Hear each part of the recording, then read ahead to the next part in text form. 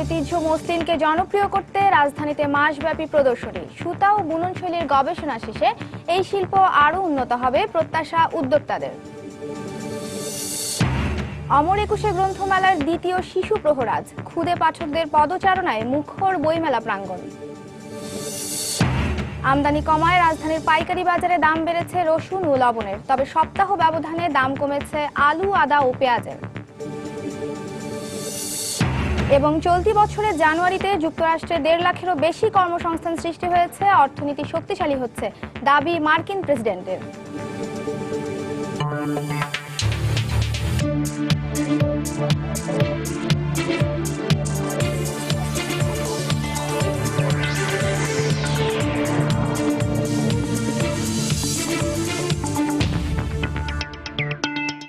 দেখছিলেন শিরোনাম। আমন্ত্রণ জানাচ্ছি দেশ ও দেশের বাইরের অর্থ বাণিজ্যের নানা খবর নিয়ে আমাদের নিয়মিত আয়োজন এ সময়ের বাণিজ্যে। আর আপনাদের সঙ্গে আছি আমি নাজিয়া সাগর। গর্বের মসলিনকে ফিরিয়ে আনতে রাজধানীতে চলছে মাসব্যাপী প্রদর্শনী। তবে উদ্যোক্তারা বলছেন, মান আর সূক্ষ্মতার দিক দিয়ে 200 বছর আগের সেই কাপড় পাওয়া কঠিন। এক্ষেত্রে ফুটি কার্পাস তুলা আর দক্ষ কারিগরের অভাবকেই দায়ী করছেন তারা। মসলিন উৎসবে দেশীয় তাঁতিদের তৈরি দুটি শাড়িকে মসলিন বলে দাবি করেছে দৃক গ্যালারি আর আড়ং। তারা বলছেন, সুতা আর বুনন শৈলীর গবেষণা চলছে, ভবিষ্যতে আরও মানসম্পন্ন মসলিন বাজারে আনার প্রত্যাশা তাদের। জুবাইর ফয়সালের রিপোর্ট। বর্তমান যে সুতারা আমাদের দিছে, আরো সুতারা যে ভালো হয়, তাহলে এই কাজ করাটা অবশ্যই সবার জন্য সম্ভব হইব। রূপগঞ্জের তাঁতি আবুল হোসেন দীর্ঘ 2 বছরের চেষ্টায় যিনি তার সহযোগীদের নিয়ে তৈরি করেছেন দুটি মসলিনের শাড়ি। জাতীয় জাদুঘরের নলিনীকান্ত ভট্টশালী গ্যালারিতে যা প্রদর্শনীর জন্য এনেছে দৃক গ্যালারি আর আড়ং। এমন কথাও শোনা যায়, এই কাপড় এতটাই মিহি ছিল যে আস্ত একটা শাড়ি অনায়াসেই রাখা যেত একটি ম্যাচ বাক্সে, কিংবা প্রবেশ করানো যেত হাতের আংটির মধ্যে। কিন্তু ঐতিহ্য পুনরুদ্ধারের লক্ষ্য নিয়ে তৈরি কাপড়গুলি ঠিক কতটা মসলিন, এ প্রশ্ন ছিল আয়োজকদের কাছে। তাদের দাবি তৈরি হয়েছে মসলিনই, এমনকি চিন্তা রয়েছে এর বাণিজ্যিক ব্যবহারেরও। যদিও কাপড়ের মান নিয়ে সংশয় রয়েছে খোদ তাঁতি আবুল হোসেনের। এটাও মাসলিনই, কিন্তু হয়তো সেই 200 বছর আগে যেই ফাইন মাসলিন হতো সেটা এখন হচ্ছে না। চেষ্টা করছি কমার্শিয়ালি এটার ব্যবহারটা যেন আরো বাড়ানো যায়। আগের মুসলিমরা কি রকম আর আমাদের এটা কি রকম, এটা দুইটারে যদি আমি একখানা করতে পারতাম তাহলে আমি বুঝতে পারতাম। তবে কাপড় যাই হোক, দৃশ্যপটে মসলিন নয়, ফিরে এসেছে ইতিহাসের হারানো গৌরব, এমন অভিমত দর্শনার্থীদের। পাঠ্য বইয়ে যতটুকু ছিল এর বাইরে খুব বেশি তথ্য কখনো সেরকম ভাবে কাছে আসেনি। যারা মুসলিম সম্বন্ধে তেমন ভাবে জানে না কিন্তু জানতে চায়, এই ধরনের প্রদর্শনী সবসময় সবার জন্য দরকারি। এর আগে উৎসবের উদ্বোধনী অনুষ্ঠানে মসলিন বিলুপ্ত হওয়ার পেছনে ব্রিটিশ সরকারের হীন ব্যবসায়িক স্বার্থকেই দায়ী করেন অর্থমন্ত্রী। ইস্ট ইন্ডিয়া কোম্পানি তাদের রাজত্বটি ছিল অত্যন্ত কষ্টকর আমাদের দেশের জন্য। লুণ্ঠন এবং ডাকাতি, এটাই ছিল এই রাজত্বের বিশেষ চরিত্র। বৃহস্পতিবার ছাড়া শনি থেকে বুধবার সকাল 9:30 থেকে বিকেল 5টা আর শুক্রবার দুপুর 2:30 থেকে সন্ধ্যা 6টা পর্যন্ত মাসব্যাপী মসলিন উৎসবে অংশ নিতে পারবেন দর্শনার্থীরা। জুবাইর ফয়সাল, সময় সংবাদ, ঢাকা।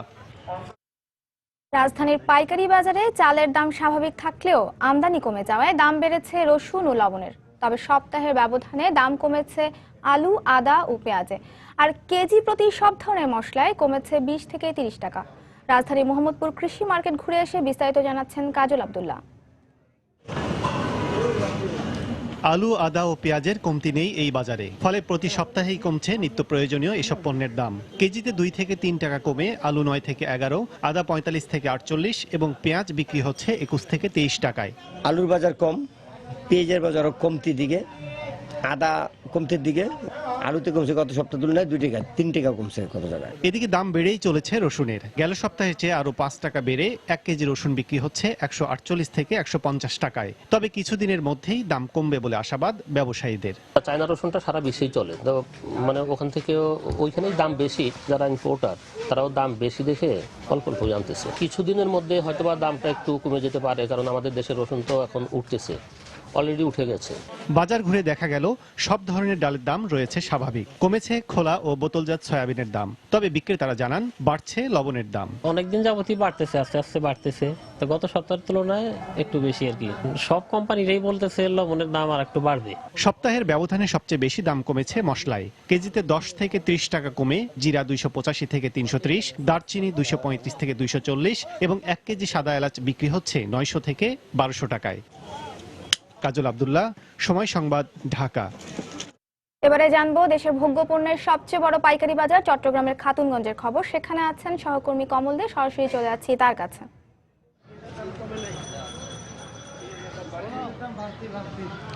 ধন্যবাদ নাজিয়া।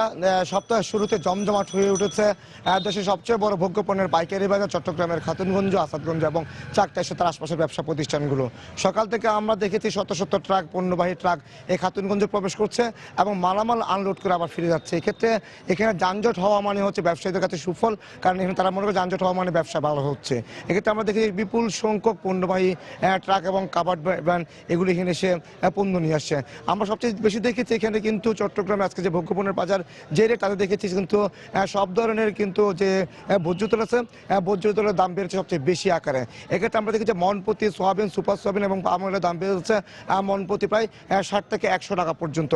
গত সপ্তাহে সোয়াবিন তেল বিক্রি হয়েছে যেখানে মন 2940 টাকা, সেখানে আজ বিক্রি হচ্ছে 3020 টাকা, অর্থাৎ এখানে মন প্রতি বেড়েছে 80 টাকা সোয়াবিনের দাম।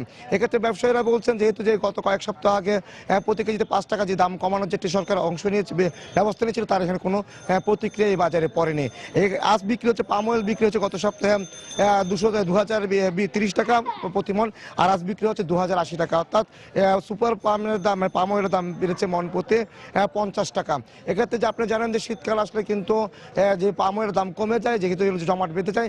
অপরদিকে যতটা গরম পড়তে শুরু করে ততটা পাম অয়েলের দাম বাড়তে শুরু করে এবং তারই অংশ যেহেতু এখন গরম পড়া শুরু হয়েছে সেখানে কিন্তু পাম অয়েলের দাম বাড়ছে।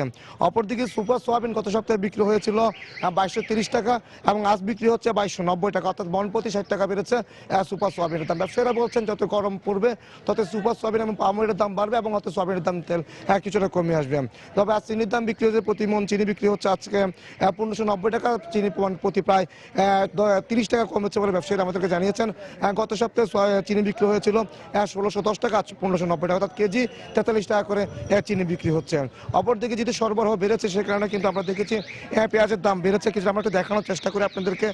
আপনাদের যেটা পেঁয়াজের কিন্তু আমরা দেখেছি বিপুল সংখ্যক পণ্যবাহী ট্রাক এবং পেঁয়াজবাহী ট্রাক খাতুনগঞ্জে এসে উপস্থিত হয়েছে এবং আমরা দেখতে পাচ্ছি আজ ভারতীয় পেঁয়াজ বিক্রি হচ্ছে 16 থেকে 20 টাকা কেজি, যেখানে গত সপ্তাহে বিক্রি হয়েছিল 21 থেকে 22 টাকা। অপরদিকে সুখসাগর নামে যে অপর একটি পেঁয়াজ রয়েছে সেই পেঁয়াজটি বিক্রি হচ্ছে 15 টাকা কেজি এবং মেহেরপুরে যে পেঁয়াজ সেই পেঁয়াজ রয়েছে 11 থেকে 12 টাকা।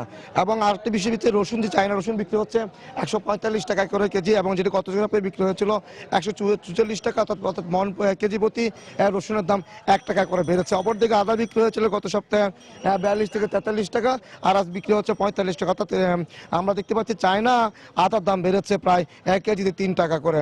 এক্ষেত্রে ভারতীয় যে পেঁয়াজ সে পেঁয়াজের দাম হয়তো কমলো, যেহেতু ভারতীয় পেঁয়াজ সহ সুখসাগর পেঁয়াজ এবং মেহেরপুরের পেঁয়াজ এসে বাজার সয়লাভ হয়ে গেছে, যেখানে কিন্তু দাম কিছুটা কমেছে আমরা মন প্রতি দেখতে পাচ্ছি। এছাড়া আমরা দেখেছি ডালের বাজারের দিকে আসি, ডালের দাম কিছুটা বেড়েছে। আমরা দেখেছি বিশেষ করে মুগ ডালের দাম বেড়েছে এবং চনার ডাল এবং মটর ডালের দামও বেড়েছে। আমরা আজ দেখতে পাচ্ছি এই মটর ডাল বিক্রি হচ্ছে 35 টাকা কেজি, গত সপ্তাহে মটর ডাল বিক্রি হয়েছিল 34 টাকা ধরেন। অপরদিকে চনার ডাল যে বিক্রি হচ্ছে আজকে 62 থেকে 65 টাকা, গত সপ্তাহে বিক্রি হয়েছিল 60 থেকে 64 টাকা বিক্রি হয়েছিল। আর মুগ ডাল বিক্রি হচ্ছে আছে 90 থেকে 95 টাকা, যেটি গত সপ্তাহে বিক্রি হয়েছিল 90 টাকা কেজি, অর্থাৎ মন প্রতি প্রায় কেজি প্রতি 3 টাকা থেকে 5 টাকা বেড়েছে মুগ ডালের দাম। আর মসুর ডাল বিক্রি হয়েছিল গত সপ্তাহে 120 থেকে 125 টাকা আর আজ বিক্রি হচ্ছে মসুর ডাল, দেশি মসুর ডাল যেটি 115 থেকে 120 টাকা, অর্থাৎ মসুর ডালের দাম কিন্তু আমরা দেখেছি কেজিতে কিছুটা কমলো, অন্যান্য ডালের দাম বেড়েছে। অর্থাৎ এখানে কিন্তু আমরা দেখেছি যে ব্যবসায়ীদের সাথে কথা বলেছিলাম, ব্যবসায়ীরা বলেছে যে পরিমাণ পণ্যের প্রয়োজন আছে সেই অনুযায়ী চাহিদা অনুযায়ী কিন্তু সরবরাহ ভালো, যেহেতু এখন কোনো রাজনৈতিক অস্থিরতা নেই এবং আন্তর্জাতিক বাজারও সব ধরনের পণ্যের দাম কমেছে, সে কারণে কিন্তু তার প্রতিক্রিয়া পড়েছে পাইকারি পর্যায়ে। তবে যে পাইকারি পর্যায়ে যে দাম কমানো সে কিন্তু তার কোনো তেমন কোনো প্রভাব পড়ছে না খুচরো পর্যায়ে, কারণ জানেন যে এখান থেকে 3 থেকে 4 টাকা বেশি ধরে বিক্রি হচ্ছে পাইকারি পর্যায়ে, খুচরো পর্যায়ে। অর্থাৎ পাইকারি পর্যায়ে যে দাম কমার যে রেশিও সে তা কিন্তু আমরা দেখছি খুচরা বাজারে পড়ছে না। এক্ষেত্রে ব্যবসায়ীরা বলছেন এখানে মধ্যস্বত্বভোগীদের যে তৎপরতা রয়েছে, সেই তৎপরতার কারণে মূলত এই পাইকারি পর্যায়ে দাম বাড়া বা দাম কমা, আন্তর্জাতিক বাজারে দাম কমা, তার প্রক্রিয়াটা কিন্তু খুচরা বাজারে গিয়ে পড়ে না। আর এই ব্যক্তি দেখতে পাচ্ছি শুধুমাত্র আজকে বাজারের মধ্যে সয়াবিন এবং সুপার সয়াবিনের দাম কিছুটা বেড়েছে এবং অপরিবর্তিত চালের দামও কিন্তু কিছুটা কমতির দিকে রয়েছে বলে ব্যবসায়ীরা রয়েছেন। সাধারণ মানের চাল বিক্রি হচ্ছে 22 থেকে 25 টাকা কেজি ধরে, এবং যেটি বলা হয় মোটা চাল যেটি সেটি 22 থেকে 25 টাকা, এবং অন্যান্য যেটা পাইজাম জিরা সেগুলো বিক্রি হচ্ছে 32 থেকে 35 টাকা। অর্থাৎ এখন পর্যন্ত বলা যায় স্থিতিশীল রয়েছে দেশের পাইকারি পর্যায়ের ভোগ্যপণ্যের বাজার। এখন পর্যন্ত চট্টগ্রামের খাতুনগঞ্জে এই ছিল সর্বশেষ। দেশের ভোগ্যপণ্যের সবচেয়ে বড় পাইকারি বাজার খাতুনগঞ্জের সরবরাহ পরিস্থিতি সম্পর্কে আমরা জানছিলাম সহকর্মী কমলদের কাছ থেকে। এবারে গেল সপ্তাহের পুঁজিবাজারের খবর। সূচক এবং লেনদেনের নিম্নমুখী প্রবণতার মধ্য দিয়ে গেল সপ্তাহে কার্যক্রম শুরু করে ঢাকা স্টক এক্সচেঞ্জ। সপ্তাহের মাঝামাঝি সময়ে লেনদেন এবং সূচক বাড়লেও শেষের দিকে এসে কমে যায় লেনদেনের পরিমাণ। সপ্তাহ শেষে লেনদেন কমে 52 কোটি 43 লাখ টাকা এবং সূচক বাড়ে 31 পয়েন্ট। সপ্তাহের প্রথম কার্যদিবস রোববার ডিএসইতে লেনদেন হয় 396 কোটি 78 লাখ টাকা, যা এর আগের সপ্তাহের শেষ কার্যদিবসের চেয়ে 8 কোটি 26 লাখ টাকা কম। এদিন সূচক ছিল 4540 পয়েন্ট, যা পুরো সপ্তাহের মধ্যে সর্বনিম্ন। সপ্তাহের দ্বিতীয় কার্যদিবসে লেনদেন কিছুটা কমলেও বাড়ে সূচক। তৃতীয় কার্যদিবস লেনদেন বেড়ে দাঁড়ায় 509 কোটি 73 লাখ টাকা, সূচক বেড়ে দাঁড়ায় 4591 পয়েন্ট। লেনদেন এবং সূচকের এই পরিমাণ পুরো সপ্তাহের মধ্যে সর্বোচ্চ। চতুর্থ কার্যদিবসে আবারও কমে লেনদেন ও সূচক। এ ধারা অব্যাহত থাকে শেষ কার্যদিবসেও। এদিন লেনদেন কমে দাঁড়ায় 342 কোটি 45 লাখ টাকা, যা পুরো সপ্তাহের মধ্যে সর্বনিম্ন। গেল সপ্তাহে লেনদেন হওয়া প্রতিষ্ঠানগুলোর মধ্যে 94টি প্রতিষ্ঠানের শেয়ারের দাম বেড়েছে, কমেছে 221টি এবং অপরিবর্তিত ছিল 15টি প্রতিষ্ঠানের শেয়ারের দাম। গেল সপ্তাহে শেয়ারের দাম বাড়া প্রতিষ্ঠানগুলোর মধ্যে শীর্ষে ছিল Libra Infusions, Gemini sea food, Apex foods, Fuwang ceramic এবং আরামিক। অন্যদিকে শেয়ারের দাম কমা প্রতিষ্ঠানগুলোর মধ্যে IT consultants, the Dhaka dyeing, BD autocars, Alltex industries এবং আজিজ পাইপস উল্লেখযোগ্য। ঈশিতা ব্রহ্ম, সময় সংবাদ, ঢাকা। বাংলাদেশের পাটজাত পণ্যের ভবিষ্যৎ অনেক ভালো। রাজধানীতে ধানমন্ডির ড্রিক গ্যালারিতে আয়োজিত পাটজাত পণ্যের মেলায় এসে এমনটাই বললেন জার্মান অ্যাম্বাসেডর থমাস প্রিন্স। মেলায় নানা কাজে ব্যবহার উপযোগী পাটের তৈরি পণ্য দেখে মুগ্ধতার কথা জানালেন দেশি বিদেশি দর্শনার্থীরা। তবে বড় পরিসরে বাজার ধরতে মান বাড়ানোর তাগিদ দিলেন তারা। 3 দিনের এই মেলায় অংশগ্রহণকারীরা জানালেন পণ্যের প্রচার বাড়ানোই তাদের লক্ষ্য। বিস্তারিত কামরুল হাসান সবুজের রিপোর্টে। পাটজাত পণ্য কত রকমের হতে পারে তার দেখা মিলছে সুইস টু জুট শিরোনামের এই মেলায়, যেখানে কর্পোরেট চাহিদা সম্পন্ন পণ্যের সঙ্গে আধুনিকতার ছোঁয়ায় উঠে এসেছে পাটের তৈরি গ্রামীণ ঐতিহ্যের নানা ধরনের পণ্য। মেলায় অংশ নিয়েছে ঢাকা সহ উত্তর ও দক্ষিণবঙ্গের 20টি এসএমই প্রতিষ্ঠান। তাদের প্রত্যাশা মেলার মাধ্যমে ব্যবহারকারীদের অনেকটাই কাছে যাবে দরকারি এসব পণ্য। বাদের সাথে পরিচয় হলো, ওনারা আর কি লেনদেন করবে, এখন যোগাযোগ হইতেছে। ক্লোদিং হতে শুরু করে সমস্ত কিছু হাউস হোল্ড আপনার ইউজের প্রত্যেকটা জিনিস জুট দিয়ে করা যায়, কি না করা যায়। This is ever to the people to use this product. দেশপ্রেমের সঙ্গে পরিবেশ বান্ধব এসব বিবেচনায় দর্শনার্থীদের কাছেও অনেকটাই জায়গা পেয়েছে এসব পণ্য। তবে মান বাড়ানোর দিকে আরো নজর দেওয়ার পরামর্শ তাদের। পাটের জিনিসটার সৌন্দর্যই আলাদা, এটার মধ্যে কোনো আর্টিফিশিয়াল কিছু নাই। কার্টেইন আমার খুব পছন্দ হয়েছে। জুটকে যদি আমরা আরো ডাইভার্সিফাইড করতে পারি, which is like wearing apparel এবং হোম টেক্সটাইলসে নিতে পারি, তাহলে it has got a wide future. ছোট পরিসরের এই মেলায় দেখা মিলল বিদেশিদেরও।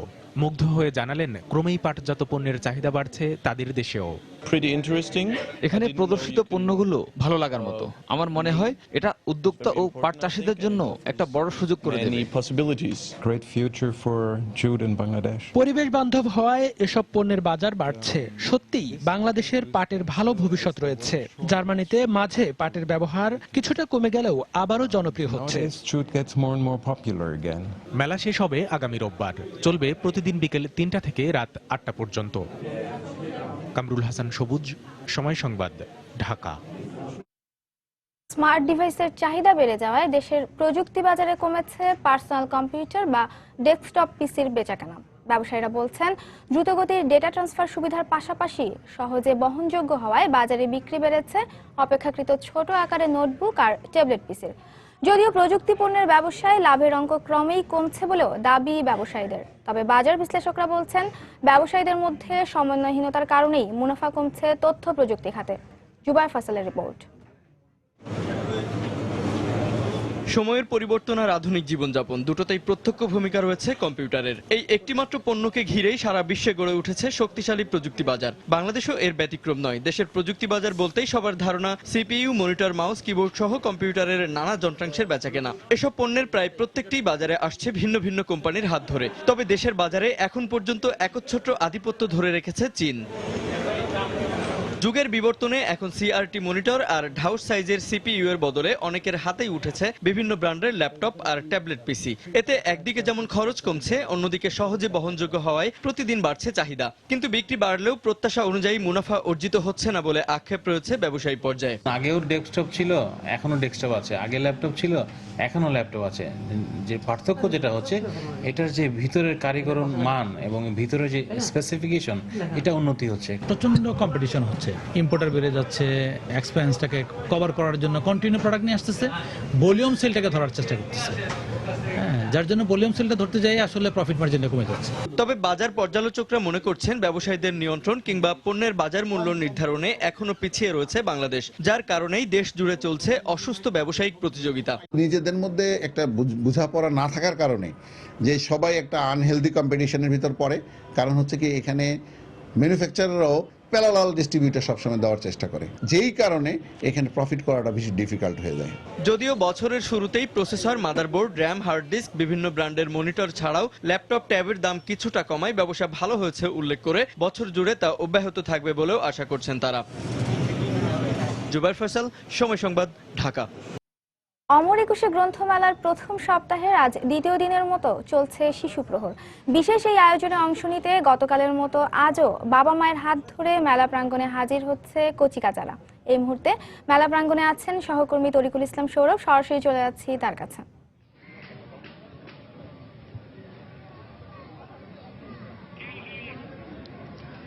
নাজিয়া, আজকে দ্বিতীয় দিনের মতো শিশু প্রহর চলছে। আপনি জেনে থাকবেন যে 21শে বইমেলার আজকে এবং শুক্রবার অর্থাৎ গতকাল কিন্তু আমরা দেখতে পেয়েছি শিশু প্রহর ঘোষণা করেছে বাংলা একাডেমি কর্তৃপক্ষ। আজকে দ্বিতীয় দিনের মতো চলছে। এখন 11টা থেকে শুরু হয়েছে, 1টা পর্যন্ত চলবে। তো 11টার খানিকটা পরই আমরা এখন এখানে রয়েছি, সেই কারণে কিন্তু এখন পর্যন্ত শিশুরা এসে পৌঁছায়নি। তবে আসতে শুরু করেছেন, অভিভাবকদের হাত ধরে শিশুরা কিন্তু আসতে শুরু করেছেন এই শিশু প্রহরে। এবং এখানে তাদের জন্য তাদের উপযোগী যে বই সেগুলো তো রয়েছে, এছাড়া কিন্তু তাদের জন্য তাদের জনপ্রিয় যে চরিত্রগুলো রয়েছে, ইকরি, হালুম সহ বিভিন্ন চরিত্র, সেগুলোর কিন্তু প্রদর্শন আজকে সশরীরে এখানে করা হবে। খানিকটা পরই সেগুলো হয়তো উপস্থাপন করবেন এখানকার কর্তৃপক্ষ। এছাড়া আপনি জানেন গতকাল যখন এটা শুরু হয়েছিল তখন আমরা দেখতে পেয়েছি চিত্রাঙ্কন প্রতিযোগিতার মাধ্যমে শুরু হয়েছিল। এরপরে কিন্তু শিশুরা এসেছেন তাদের অভিভাবকদের হাত ধরে, বাবা মার হাত ধরে বই দেখেছেন, ঘুরে ঘুরে দেখেছেন পুরো মেলা প্রাঙ্গণ এবং তাদের পছন্দ অনুযায়ী বই কিনে নিয়ে গেছেন। আজকেও কিন্তু শনিবার এবং এর ব্যতিক্রম নয়। আপনারা এখন দেখতে পাচ্ছেন একটি স্টল, সেখানে স্টলটির নাম সিসিমপুর এবং এখানে কিন্তু শিশুরা তাদের বাবা মার হাত ধরে এখানে কিন্তু তারা বই কিনছেন এবং ঘুরে ঘুরে দেখছেন। এবং আজকের আপনারা জেনে থাকবেন যে শিশুদের জন্য যে বইগুলো হয় সেগুলো বেশ রঙিন এবং সেই রঙিন স্বপ্ন এবং সেই রঙিনের মধ্যেই কিন্তু শিশুরা স্বপ্ন দেখে। তারা তাদের রহস্য, তাদের আনন্দ, তাদের সৌন্দর্যবোধ আরো বেশি জাগ্রত করবার চেষ্টা করেন। এবং আজকে যে স্টলটি সিসিমপুর, এখানে কিন্তু শিশুদের উপযোগী বিভিন্ন কার্টুনের বই রয়েছে বিজ্ঞানের বই, রহস্যের বই এবং শিশুরা তাদের পছন্দ অনুযায়ী কিনে নিচ্ছেন এবং তাদের মধ্যে যে সৌন্দর্যবোধ এবং তাদের ইতিহাস ঐতিহ্য সম্পর্কে জানবার যে আগ্রহ তাকে কিন্তু মিটিয়ে দেবার চেষ্টা করছেন অভিভাবকরা। এছাড়া এই দুটি দিনকে অর্থাৎ শুক্র এবং শনিবারকে যখন শিশু প্রহর ঘোষণা করা হয়েছে তার মানে হলো শিশুদেরকে বেশি গুরুত্ব দেওয়া এবং শিশুদেরকে তাদের স্পেস তৈরি করে দেয়া এবং আগামী জন্য তৈরি করে দেয়া। এবং সেজন্যই কিন্তু প্রতি বছর বইমেলাতেই কিন্তু আমরা দেখতে পাই শিশু প্রহর একটি উল্লেখযোগ্য ভূমিকা পালন করে শিশুদের এই বই পড়ার ক্ষেত্রে। এবং যে এলাকাটিতে আমরা রয়েছি এখানে রকুনুজ্জামান দাদাভাই চত্বরে এই শিশু প্রহর অনুষ্ঠিত হয়ে থাকে এবং যিনি দাদাভাই নামে পরিচিত তিনিও একজন সুসাহিত্যিক। এবং এখানে কিন্তু 39টি শিশুদের বইয়ের দোকান রয়েছে এবং এই বইয়ের দোকানগুলো কিন্তু পুরোপুরি এখনো যদি আমরা দেখতে পেয়েছি শিশুরা আসেনি, তবে সময় যতটা গড়াবে সাধারণ শিশুদের সংখ্যা বাড়বে এবং তারা কিন্তু ঘুরে ঘুরে দেখছেন। এবং আমরা এখন দেখতে পাচ্ছি কে সাথে করে নিয়ে বই কিনে নিয়ে ঘুরছেন এবং এর সংখ্যা কিন্তু আমরা ব্যাপক কালকে দেখতে পেয়েছি। 11টা থেকে শুরু হয় এবং 1টা পর্যন্ত চলে এবং এই সময়টিতে কিন্তু এই চত্বরে কিন্তু কোনো শিশু ছাড়া কোনো অভিভাবক বা বড় কেউ ঢুকতে পারেন না। তার মানে শিশুদেরকে একটি বড় জায়গা তৈরি করে দেওয়া হয়েছে যাতে করে শিশুরা তাদের মনের মতো করে আনন্দ উদযাপন করতে পারেন। তাদের যে আগ্রহ, তাদের যে রহস্যময়তা, তাদের যে চিন্তা, তাদের যে স্বপ্নালু যে ভাবনা, সেগুলো যেন তারা সঠিকভাবে চিন্তা করতে পারেন এবং সেই জায়গাটা তৈরি দেওয়ার জন্যই কিন্তু এই বাংলা একাডেমি কর্তৃপক্ষ প্রতি বছর এই শিশু প্রহর ঘোষণা করে থাকে। প্রতি সপ্তাহের শুক্র এবং শনিবার এই শিশু প্রহর কিন্তু 11টা থেকে 1টা পর্যন্ত চলবে এবং শুধুমাত্র বই দেখার জন্য নয়, এখানে কিন্তু বেশ কিছু একটি স্টেজ রয়েছে। সেখানে কিন্তু শিশুদের জনপ্রিয় চরিত্র হালুম, টিকটিকি সহ, ইকরি সহ বিভিন্ন চরিত্রকে সশরীরে দেখানো হয় এবং তারা কিন্তু এগুলো দেখে আনন্দ উপভোগ করেন। কালকেও কিন্তু আমরা সেটা দেখতে পেয়েছি। আজকে এখানকার কর্তৃপক্ষ আমাদেরকে জানিয়েছেন আর কিছুক্ষণ পরে এখানে এই জায়গাটিতে কিন্তু ইকরি, হালুম এবং ইকরিদেরকে দেখানো হবে। এছাড়া আপনি জানেন যে শিশুদের যে মনোবিকাশ এবং শিশুদের যে মনোলৈকিক ভাবনা, সেগুলোর সত্যিকার অর্থে সেগুলোর সাধারণ মানুষের তাদের ভিতরকার যে ভাবনাগুলো, সেগুলোর প্রচারের জন্য, সেগুলোকে আরো বেশি উদ্দীপ্ত করবার জন্য এই বইমেলা, শিশুদের উপযোগী বইমেলা কিন্তু গুরুত্বপূর্ণ ভূমিকা পালন করে থাকে।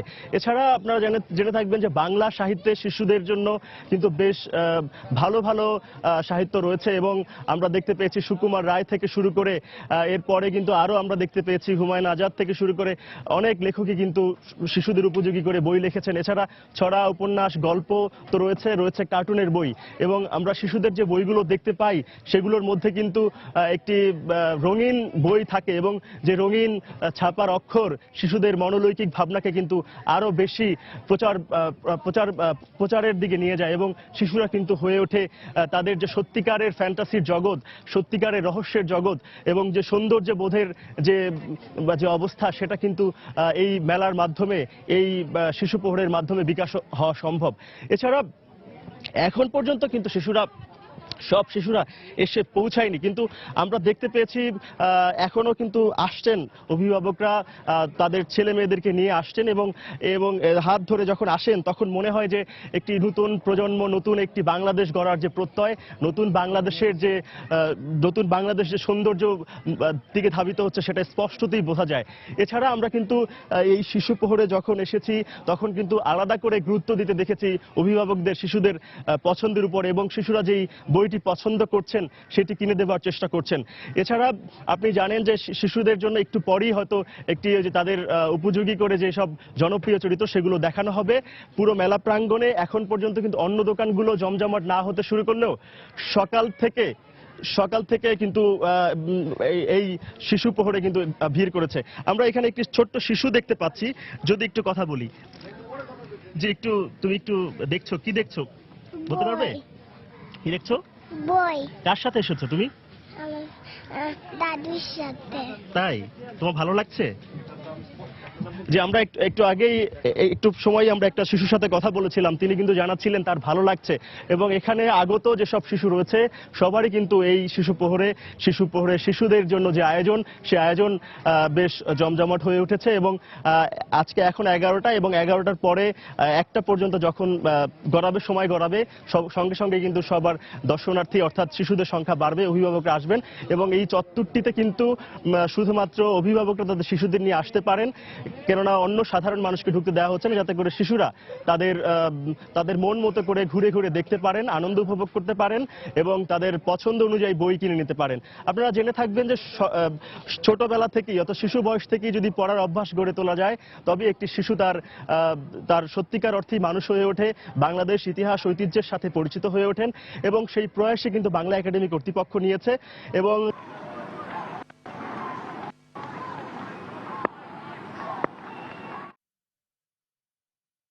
বইমেলার দ্বিতীয় শিশু প্রহরের খবর জানছিলাম সহকর্মী তরিকুল ইসলাম সৌরভের কাছ থেকে। গেল সপ্তাহে বিভিন্ন মন্ত্রী, ব্যবসায়ী ও বিশিষ্ট ব্যক্তিরা দেশের অর্থনীতি নিয়ে গুরুত্বপূর্ণ বক্তব্য দিয়েছেন, আর এসব বক্তব্য নিয়েই আমাদের এবারের আয়োজন। চলুন দেখে নেই এক নজরে। Yes, very much in 2009. গত 5-6 বছরে এশিয়ার অবকাঠামো সহ বিভিন্ন উন্নয়নের ক্ষেত্রে সংশ্লিষ্টদের দক্ষতার উন্নয়ন গুরুত্বপূর্ণ ভূমিকা রেখেছে। তাই আমরা মানব সম্পদের দক্ষতা উন্নয়নকে আরো গুরুত্ব দিতে চাই, কারণ কর্মীরা দক্ষ হলে উন্নয়নের গতি বাড়ে। আর এক্ষেত্রে সরকারি বেসরকারি যুগোপযোগী উদ্যোগকে এগিয়ে নিতে হবে।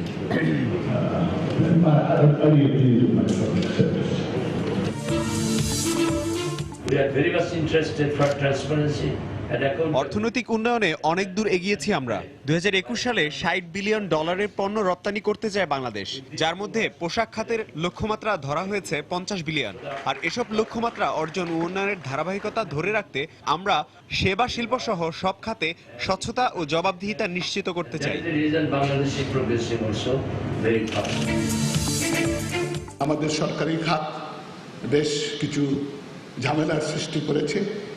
আমাদের দুইটি ব্যাংক, সোনালী ব্যাংক যেখানে একটা বড় ধরনের ডাকাতি হয়েছে, জালিয়াতি হয়েছে, এবং বেসিক ব্যাংক যেখানের উচ্চপদস্থ কর্মকর্তারা ব্যাংকটাকে লুট করবার চেষ্টা করেছেন। এই দুটি যে আঘাত, তার থেকে মুক্তি পেতে আমাদের বেশ কষ্ট করতে হয়, এবং পুরোপুরিভাবে যে আমরা পরিত্রাণ পেয়েছি সেটা এখনও বলতে পারবো না, কারণ তাদের যেসব ক্ষতি হয়েছে সেই ক্ষতিপূরণে যথেষ্ট সময় লাগবে।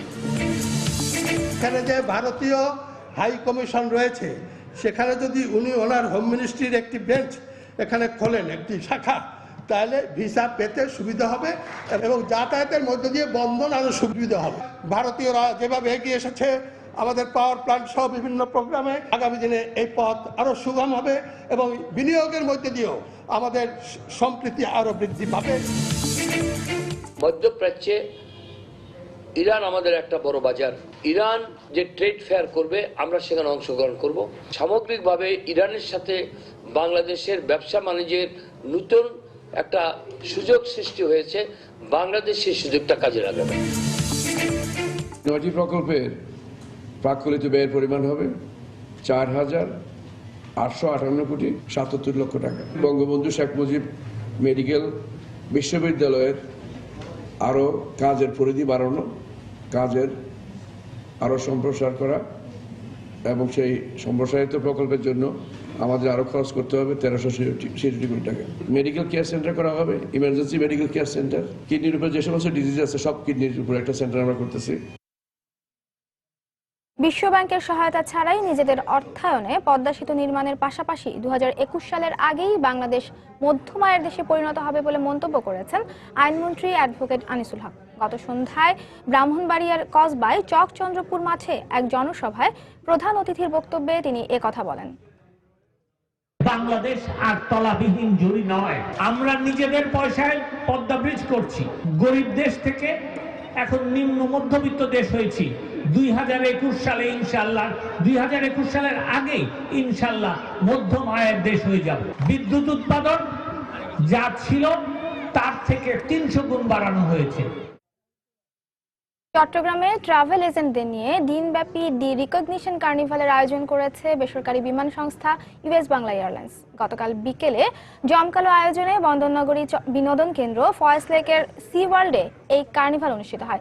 এ সময় চট্টগ্রাম, ঢাকা ও সিলেট সহ দেশের 5 শতাধিক ট্রাভেল এজেন্টদের ঊর্ধ্বতন কর্মকর্তারা অংশ নেন। এ সময় ইউএস বাংলা এয়ারলাইন্সের ব্যবস্থাপনা পরিচালক আব্দুল্লাহ আল মামুন জানান, বিমান সংস্থাটি এককভাবে গত 1.5 বছরে অভ্যন্তরীণ গন্তব্যে 60% যাত্রী পরিবহন করেছে।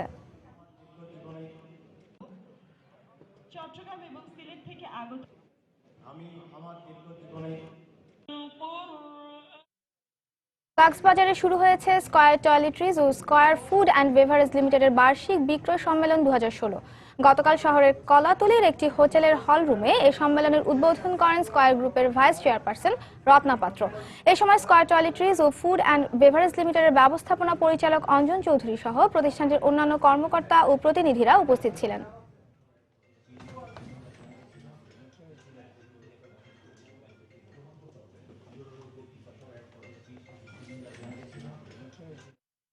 মুন্সিগঞ্জে দরিদ্র রোগীদের বিনামূল্যে চিকিৎসা সেবা ও ওষুধ প্রদান করা হয়েছে।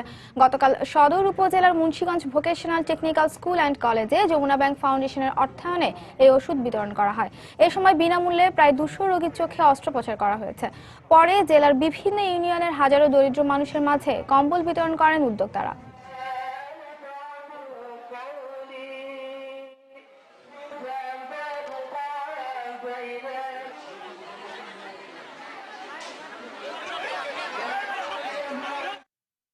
ইঞ্জিনিয়ার্স ইনস্টিটিউশন বাংলাদেশের 56তম কনভেনশনে প্রধান অতিথি হিসেবে বক্তব্য রাখছেন প্রধানমন্ত্রী শেখ হাসিনা। আমরা সরাসরি চলে যাচ্ছি সেখানে।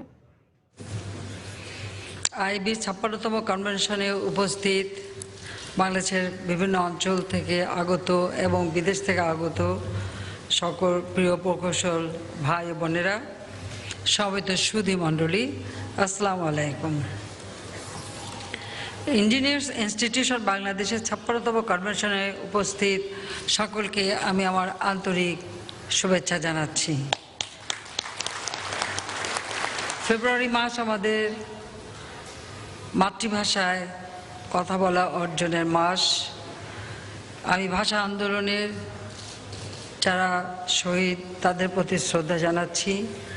মহান মুক্তিযুদ্ধে যে 30 লক্ষ মানুষ শাহাদাত বরণ করেছে, 2 লক্ষ মা বোন যাদের ইজ্জতের বিনিময়ে আমরা স্বাধীনতা পেয়েছি, তাদের প্রতি আমি শ্রদ্ধা জানাই। এবং যে নেতার নেতৃত্বে আমরা আমাদের স্বাধীনতা অর্জন করেছি, সর্বকালের সর্বশ্রেষ্ঠ বাঙালি জাতির পিতা বঙ্গবন্ধু শেখ মুজিবুর রহমানের প্রতি আমি শ্রদ্ধা জানাচ্ছি। জাতীয় 4 নেতাদের প্রতি আমি শ্রদ্ধা জানাচ্ছি। আমাদের প্রতিটি অর্জনের পিছনে রয়েছে মহান ত্যাগ। সেই ভাষা আন্দোলন থেকে শুরু করে 6 দফা আন্দোলন, 70-এর নির্বাচন, মহান মুক্তিযুদ্ধ, মুক্তিযুদ্ধে বিজয় অর্জন, গণতন্ত্র প্রতিষ্ঠার আন্দোলন, বিভিন্ন আন্দোলনে যারা জীবন দিয়েছেন তাদেরকে আমি স্মরণ করি। আমি বিশেষভাবে স্মরণ করছি দেশের কীর্তিমান প্রকৌশলী doctor M A Rashid, doctor এফা খান, আইএবির অন্যতম প্রতিষ্ঠাতা প্রকৌশলী এম এ জব্বার সহ আরও অনেককে, যারা নিজেদের মেধা, যোগ্যতা এবং সৃজনশীলতা দিয়ে বাংলাদেশের প্রকৌশল শিক্ষা পেশাকে আজকের এই অবস্থানে পৌঁছে দিয়েছেন। তাদের আত্মার মাগফিরাত আমি কামনা করছি। প্রিয় প্রকৌশলবৃন্দ, বাংলাদেশকে আমরা উন্নত করতে চাই, সমৃদ্ধশালী করতে চাই, কিন্তু উন্নয়নের চাবিকাঠি আপনাদেরই হাতে। বাংলাদেশের যে অবকাঠামো গড়ে ওঠে, যেমন রাস্তাঘাট, পুল, ব্রিজ, শিক্ষা প্রতিষ্ঠান, ঘর বাড়ি, বসতি, মিল, কলকারখানা, যা কিছুই আমরা তৈরি করি, এগুলি সব কিছুই আপনাদের সম্পৃক্ততাই হয় এবং আপনাদেরই অবদান। সেই সাথে সাথে অন্যদিকে যদি আমরা তাকাই, আমাদের জ্বালানি, বিদ্যুৎ উৎপাদন, পানির সরবরাহ, এমনকি এই যে আমরা টেলিভিশন, বেসরকারি খাতে এতগুলি টেলিভিশন দিয়েছি সেখানেও, এবং এভাবে প্রতিটি ক্ষেত্রে কিন্তু আপনাদের অবস্থাটা বিরাজমান এবং আপনারাই মূল কাজ এখানে করে থাকেন। কাজে আপনাদের দক্ষতা, আপনাদের আন্তরিকতার উপর একটা দেশের উন্নয়ন কিন্তু অনেকটা নির্ভরশীল। কত দ্রুত প্রকল্প বাস্তবায়ন করা যায়, কত দ্রুত দেশের উন্নতি করা যায়, সেগুলি কিন্তু আপনাদের কর্মকাণ্ডের উপরেই অনেকটা নির্ভরশীল। একটা যুদ্ধ বিধ্বস্ত দেশের দায়িত্ব নিয়েছিলেন জাতির পিতা। সেই সময়কার কথা হয়তো আজকের প্রজন্ম যারা বা এখনকার, এমনকি এখন যারা অনেকেরই হয়তো সে সময়ের কথা মনে নেই। আমাদের মতো কিছু বয়োবৃদ্ধ ছাড়া অনেকেরই সে কথা স্মরণ করা থাকার কথা না, যে বাংলাদেশ একটা প্রদেশ ছিল, শোষিত, বঞ্চিত ছিল, অবহেলিত ছিল। মুক্তিযুদ্ধ করে বিজয় অর্জন আমরা করেছি, কিন্তু সেই অর্জনের পিছনে অনেক ত্যাগ তিতিক্ষা। আর যারা সেই হানাদার পাকিস্তানি বাহিনী, তাদের আক্রমণ এবং আঘাতে এই দেশ ছিল ক্ষতবিক্ষত, বিধ্বস্ত। বলতে গেলে শূন্যের উপর দাঁড়িয়ে যাত্রা শুরু করেছিলেন জাতির পিতা। রাস্তাঘাট, পুল, ব্রিজ, এমনকি সেই হার্ডিঞ্জ ব্রিজের মতো বড় ব্রিজ থেকে শুরু করে বিভিন্ন যেগুলি ধ্বংসপ্রাপ্ত ছিল স্বাধীনতার পরপর, সেগুলি গড়ে তোলা, এটা আমাদের দেশের তখন যারা প্রকৌশলী তাদের এই অবদান রয়েছে, তারাই অতি অল্প সময়ের মধ্যে এই বিধ্বস্ত বাংলাদেশ গড়ে তুলেছিলেন। এবারে দেশের বাইরের অর্থ বাণিজ্যের খবর। যুক্তরাষ্ট্রে জানুয়ারিতে 1,51,000 মানুষের কর্মসংস্থান সৃষ্টি হয়েছে। এর ফলে জানুয়ারিতে দেশটির বেকারত্ব হার কমে দাঁড়িয়েছে 4.9%, আর এ হার গেল 8 বছরের মধ্যে সর্বনিম্ন। দেশটির জাতীয় পরিসংখ্যান ব্যুরোর তথ্য অনুযায়ী ডিসেম্বরে কর্মসংস্থান সৃষ্টি হয়েছিল 2,92,000। জানুয়ারিতে যোগাযোগ খাত, শিক্ষা খাত এবং জ্বালানি খাতে কর্মসংস্থান সৃষ্টির হার কম ছিল বলে জানিয়েছে পরিসংখ্যান ব্যুরো। গেল বছরের শেষ প্রান্তিকে যুক্তরাষ্ট্রের আর্থিক কার্যক্রম সম্প্রসারিত হয়েছে মাত্র 0.7%। জ্বালানি খাতে নতুন কর্মসংস্থান সৃষ্টির জন্য এ খাতে বিনিয়োগ বাড়ানোর পদক্ষেপ নিয়েছেন ওবামা সরকার। এ বিষয়ে ওয়াশিংটনে দেয়া এক বক্তব্যে মার্কিন প্রেসিডেন্ট বারাক ওবামা বলেছেন, দেশের অর্থনীতি যে শক্তিশালী হচ্ছে এই কর্মসংস্থান সেটিরই প্রতিফলন।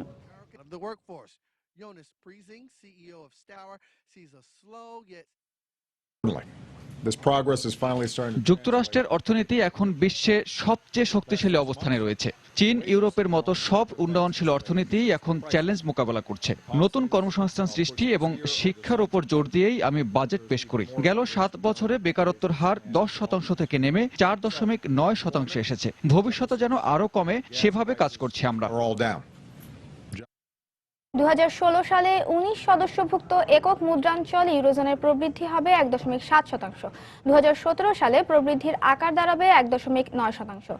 সম্প্রতি এমন পূর্বাভাস দিয়ে ইউরোপিয়ান কমিশনের অর্থনীতি বিষয়ক কমিশনার পিয়েরে মস্কোভিসি বলেছেন, বিশ্ব অর্থনীতির ঝুঁকির পাশাপাশি ইউরোজোনের অর্থনীতিতে অনিশ্চয়তা তৈরি হওয়ায় চলতি বছর এবং আগামী বছর প্রবৃদ্ধি কমবে এই অঞ্চলের।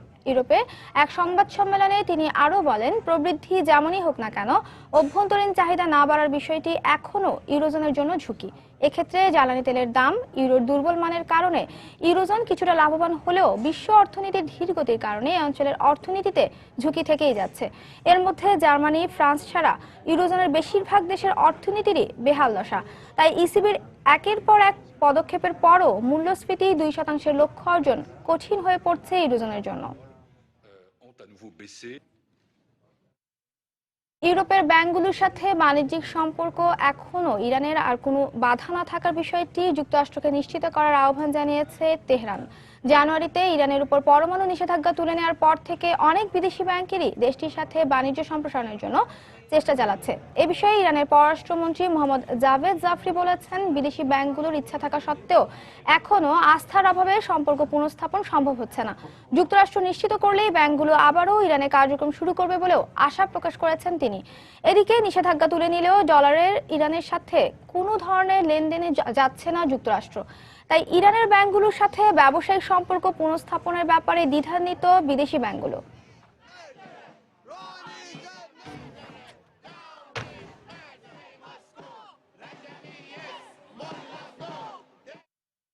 রাশিয়ার আরোপ করা বাণিজ্যিক নিষেধাজ্ঞার জন্য ইউক্রেনের 2015 সালে $110 কোটি লোকসান হয়েছে বলে জানিয়েছে দেশটির কেন্দ্রীয় ব্যাংক।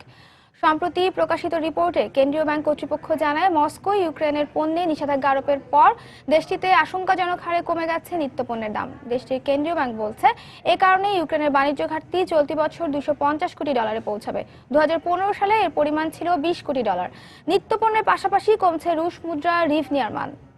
ক্রিমিয়া দখলকে কেন্দ্র করে প্রথমে রাশিয়া ইউক্রেনের উপর নিষেধাজ্ঞা আরোপ করে, এর পাল্টা জবাবে রাশিয়ার উপর নিষেধাজ্ঞা আরোপ করে কিয়েভ।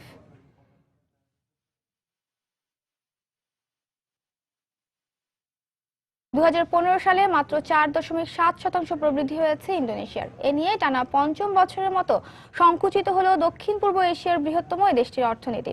চীনের রপ্তানি কমা, নিত্যপণ্যের দরপতন এবং ভোক্তা খরচ কমার কারণেই দেশটির অর্থনীতি সংকুচিত হচ্ছে বলে মনে করছেন বিশ্লেষকরা। প্রেসিডেন্ট জোকো উইদোদো প্রবৃদ্ধি 7% লক্ষ্যমাত্রা নির্ধারণ করলেও গেল প্রায় 1 দশক ধরে দেশটির প্রবৃদ্ধি 6%-এর নিচে। অর্থনীতিতে গতি ফেরাতে বিভিন্ন পদক্ষেপ হাতে নিচ্ছে ইন্দো সরকার। 2017 সালের মধ্যে দেশটির প্রবৃদ্ধিতে গতি ফিরবে বলে পূর্বাভাস ইন্দোনেশিয়া সরকারের।